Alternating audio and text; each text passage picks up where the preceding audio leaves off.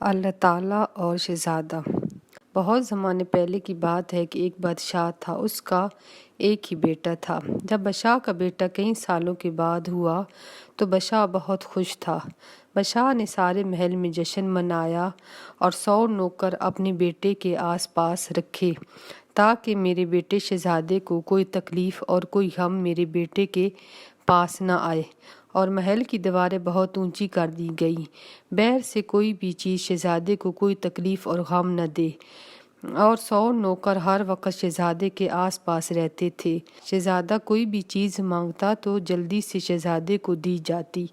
اسی طرح سے شہزادہ بڑا ہو گیا، مگر شہزادہ اپنی اس زندگی سے خوش نہیں تھا۔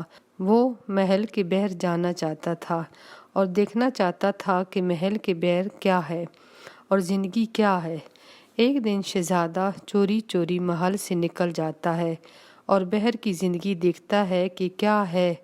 جب شہزادہ دیکھتا ہے کہ باہر تو اتنی زیادہ غریبی ہے، لوگ سڑکوں پر مانگ رہے ہوتے ہیں اور نہ ان کے پاس کھانا ہوتا ہے، نہ ان کے پاس اچھے کپڑے ہوتے ہیں، سب لوگ پریشان ہوتے ہیں۔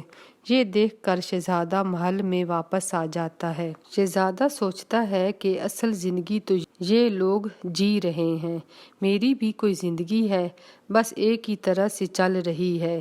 یہ سوچ کر شہزادہ محل سے ہمیشہ ہمیشہ کے لیے چلا جاتا ہے اور غریبی کی طرح زندگی گزارنے لگتا ہے۔ اب شہزادے کے پاس نہ کھانا ہوتا ہے، نہ اچھے کپڑے ہوتے ہیں۔ اسی طرح سے کچھ عرصہ گزر جاتا ہے۔ شہزادہ اس زندگی سے بھی تھک جاتا ہے اور کہتا ہے کہ یہ تو بہت بری زندگی ہے۔ پھر شہزادہ ایک بڑے سے درخت کے نیچے جا کر بیٹھ جاتا ہے اور سوچتا رہتا ہے کہ کیا ہے زندگی، اللہ تعالیٰ نے کیوں یہ زندگی انسان کو دی ہے۔ انسان کو نہ محل میں سکون ملتا ہے، نہ غریبی میں سکون ملتا ہے۔ زندگی خوشی کا نام نہیں ہے، بلکہ تکلیف اور غم کا نام زندگی ہے۔ اگر ہمیں خوشی اور سکون چاہتے ہیں تو وہ صرف اللہ تعالیٰ کی عبادت میں ہے، کیونکہ اللہ تعالیٰ نے ہمیں اپنی عبادت کے لیے پیدا کیا ہے، اور اللہ کی عبادت میں سکون اور خوشی ہے۔ شہزادے کو اپنی ساری زندگی کا جواب مل جاتا ہے۔